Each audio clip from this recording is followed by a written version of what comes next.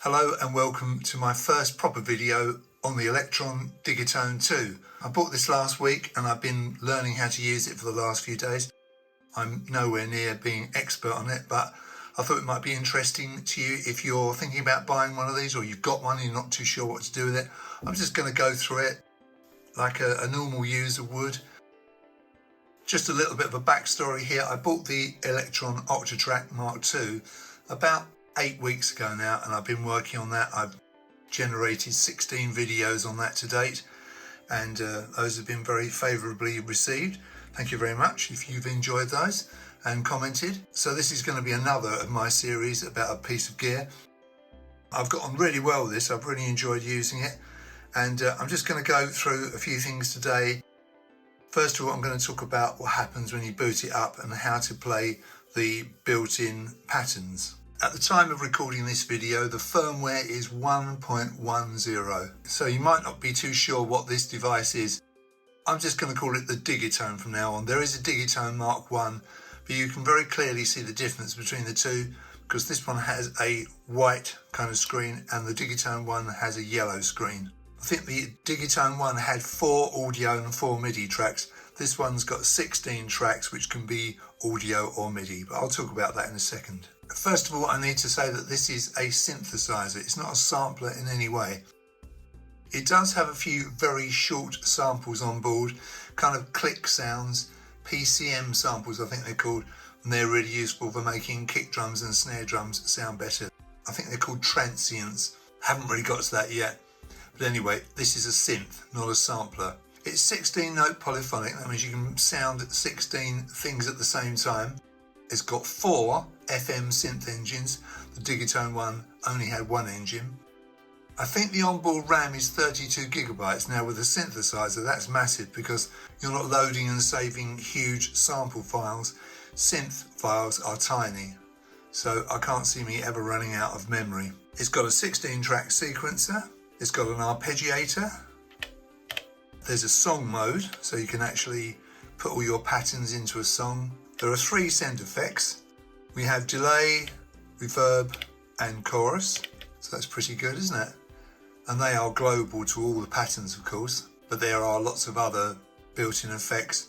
You've got bit reduction, you've got overdrive, there's a master compressor, there's comprehensive filtering. Yeah, pretty crazy what you can do. Lots of toys to play with. I mean, there's tons and tons of things to talk about. I'm not going to bore you to death going through everything now because it's just too numerous to mention at this moment, but we will get to it all eventually. Just a few general things you need to be aware of. If we press the yes button, that's like saying enter. If we press the no button, that's like saying exit. This blue funk button is function, and that more or less acts as a shift. The buttons are called keys on this device, and I'll try and remember that. And if you press down on one of these endless encoders, you see the value, and then it just pops back eventually. I think it's 5 seconds. All the items that come up temporarily on this display come up for about 5 seconds, and then they revert to what they were before. The first thing that I wanted to do when I got this machine switched on was to listen to the built-in patterns. Now, just so you know the hierarchy of this thing, you have a project, and inside that project you have patterns in several banks. Now there are 8 banks, so if I hold pattern and the right arrow key, you got A, B, C, D, E, F, G, H, and that's it. Okay, and then in each bank you've got 16 patterns, and in each pattern you've got 16 tracks. It's, you know, a normal familiar kind of setup. When you get the Digitone from the factory like I did, it comes with 2 banks populated with patterns, and the way you call those patterns up is you hold PTN pattern and press 1, 2, 3, 4, 5, yeah, like this. All these patterns are in bank A. If I hold pattern and the right arrow, I'm now in bank B, so 1, 2, these are all different, you can see. These are all the patterns in bank B.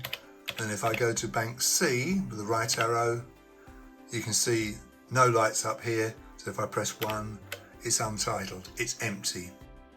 Okay, so let's hold pattern and the left arrow till we get back to A, and we'll hold number 1, which is lighthouse. This is the pattern that it boots up in when you load it up. Now, as far as I can see, the patterns in these two banks are kind of unrelated. They're not at the same tempo or anything, so I don't think you can make a song out of them. I think they're designed to sort of show the instrument off. I'm not sure I would put lighthouse as the default pattern. Have a listen to this. I'll play a little bit of it. Press the play button, obviously.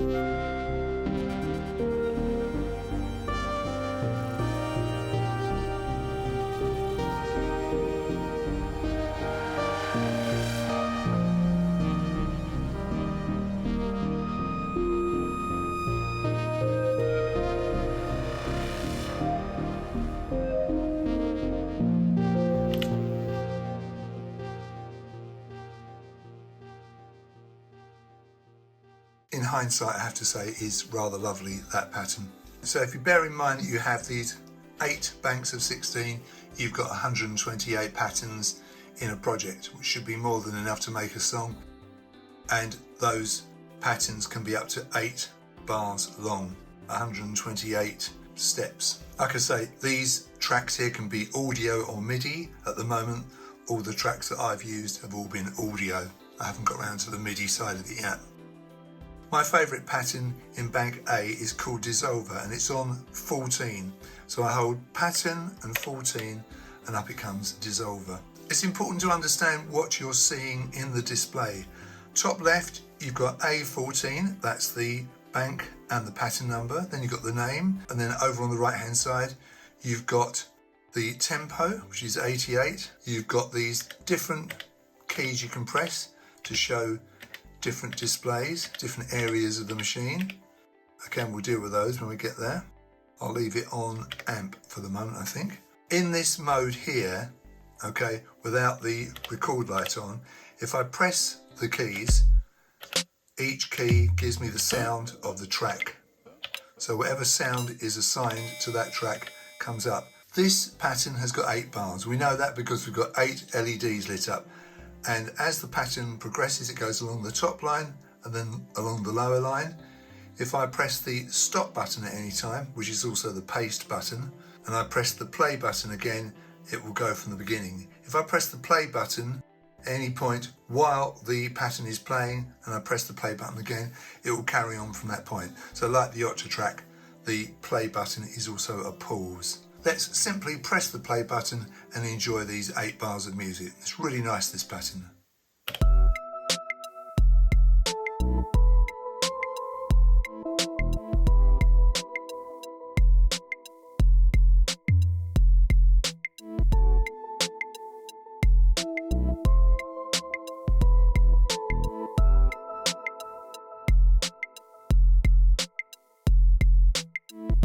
And then it loops around again. It's really lovely. I really like that pattern. Now, if you want to adjust the volume, obviously main volume is used for that. I've got it set so it's recording nicely in my video here. You can see where the white dot is. It's on about halfway at the moment. And this controls the volume to the left and right outs and to the headphone socket.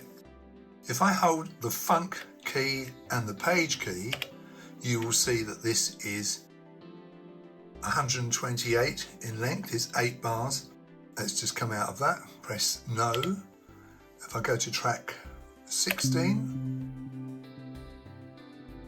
notice we heard the sound there. Function and page. See, so it's the same there. Just like the Octa track, you can have the amount of bars set per track or per pattern. Come out of that. So as you press each key in this mode, you'll see the SIN number changes, so you can see which track you're on, okay? And as you press each button, the name rolls down from the top, see, and stays there for 5 seconds and goes back. So if I press 2, this is an FM drum and it's called SD Sign 3.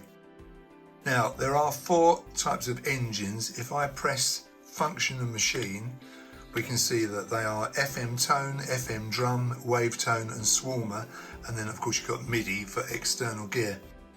I think in Digitone 1 you only had FM tone. Press no to come out of that. So when I press a track button at the top, you will see the type of machine being used and the name of that preset. So this is a wave tone and it's called CH sign, closed hi-hat. As the pattern progresses, the current bar is shown in yellow, see? So bar 3, 2, 3, bar 4, see? So each pattern can have 16 tracks. You don't have to use all 16, but they're there for you if you want them. Now, with none of these keys on the left illuminated, that means that pressing any of the trigs will play the preset assigned to the track.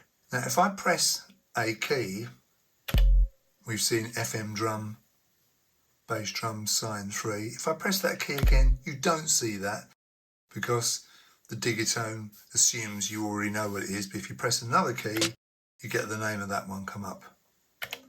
Each new one comes up, and if you're in that 5-second window, it doesn't roll down, but if you let the 5 seconds go past and then press another key, the name of that rolls down. It's quite sort of nicely thought out, isn't it? Like I say, you have these keys up here that show different information. So this is all about the trigs, and then the synth being used, the filtering, the amp, the effects, and the mod page. If you have more than one page, like on this mod, you can see a main block and 2 dots. So you can come down with the down arrow to see the other pages, up again, or you can just keep pressing the same button to access those other pages. You also have secondary functions on these keys by holding function. You can tell by the colour. So function, and this one is quantizing. This is the machine you're using, the setup, the sequencer, the send effects and the mixer. It's beautifully thought out. It's like they learned everything that they did wrong on the Octatrack and put it right on this. If I press 14, you see that's called Chords of Can. It's actually Chords of Canada. I think it's a play on words, Boards of Canada, which is a famous synth duo. So that's the sound we've got on track 14. If I press this little keyboard here, so it lights up, you can now see that I've got all this lit up, and I can actually play these keys. Now it's rather a strange scale it's playing because it's set to, I think it's pronounced Iwato. If I hold function and that keyboard, it says I watch. So it's a strange Japanese pentatonic scale, and the root notes are in blue. Now it says root B, so these blue buttons are giving me a B note there on those blue keys. If I press this keyboard button again, that goes away and go back to our usual view. If you want to change the octave of these, you simply press the plus and minus keys. So, and we can see at the top of the display whether you've moved down or up, or whether you're on the normal, the plus naught. So that's the normal octave. You can also transpose. So if I hold function and plus,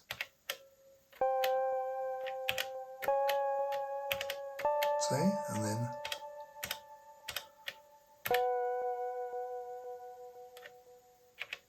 now depending on what I've got set up here, you'll see confirmation of that transpose. Yes, you see that? Just above that 14 there, 0, plus 1, plus 2, plus 1, 0, minus 1. So we're back on 0, normal. Good. Now I'm going to show you how you mute your tracks. Right, we'll use this track 14 as our example. I'll press play, hold the function down, these buttons turn green. If I press 14, I can mute other tracks.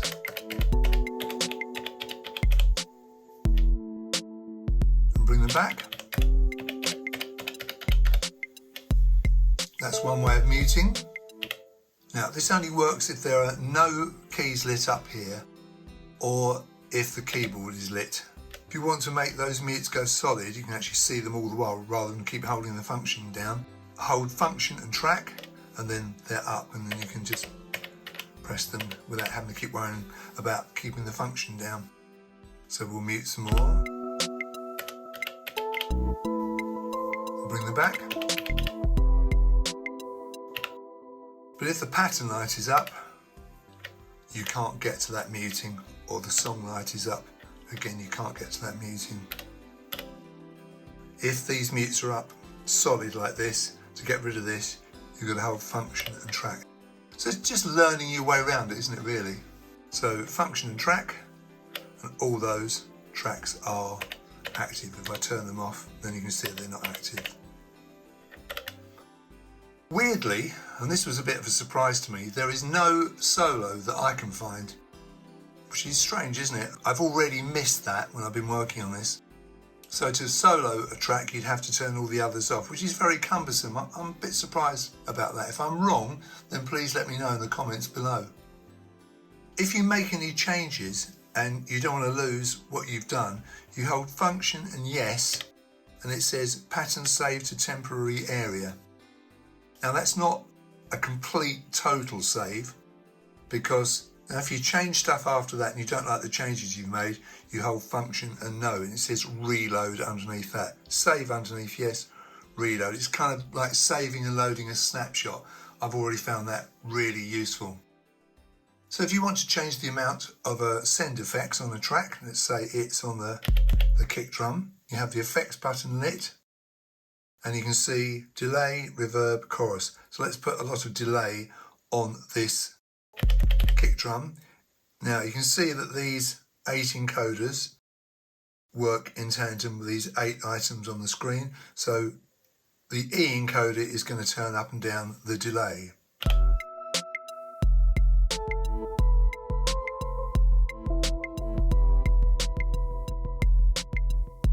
Let's do that on a different track, shall we?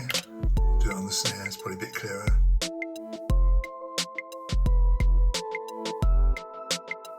Very simple. Now I've hit function and no, and you see how that delay went back?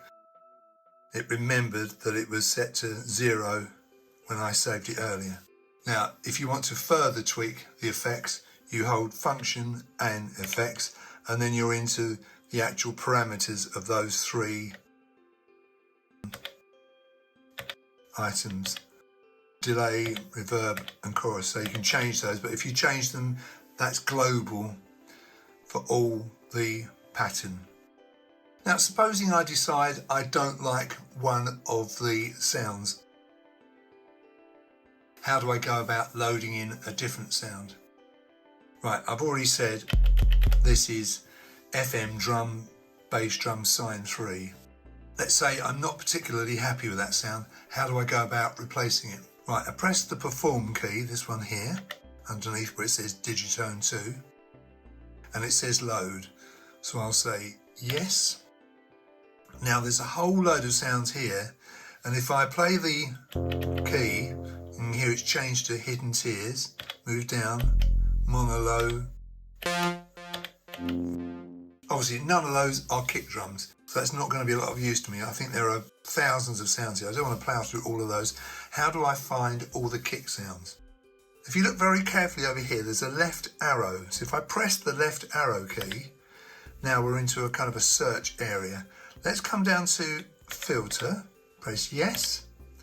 We'll come down to kick and press yes. Now that's ticked. Now that's now looked for all the kick drums. If I press the right arrow, everything here has got the word kick as a tag. I can audition these now by pressing the down arrow and that track 1 key. Quite like that one back there.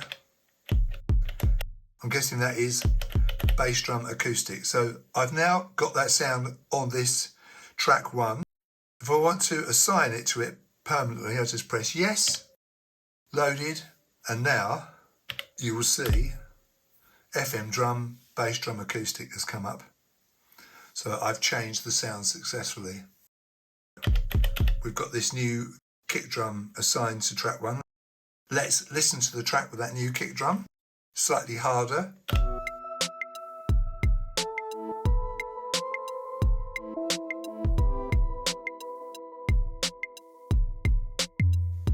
Now we might decide that that kick drum is too loud. So hold function and the far right key up here, which is labelled mod, but underneath it's mixer. So it's mixer we're getting because I'm holding funk. So that's page 1, page 2. Now we want track 1. There's the volume control. I can let go of the function. And I'm going to lower this A encoder. This kick drum. There it is, very loud. Bring it down.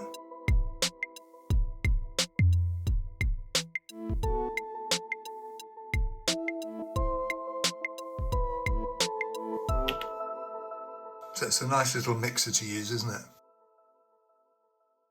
By the way, if you want to quickly get to the loading of the sound, hold function and rotate the level data, and then you can just quickly scroll through the sounds with that encoder.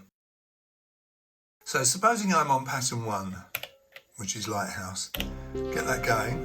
This is an 8-bar pattern, and I want my dissolver pattern to play straight after this. I hold pattern and 14. You'll see this is flashing between A01 and A14. At the end of this, it should jump to the dissolver pattern. The end of these 8 bars coming up.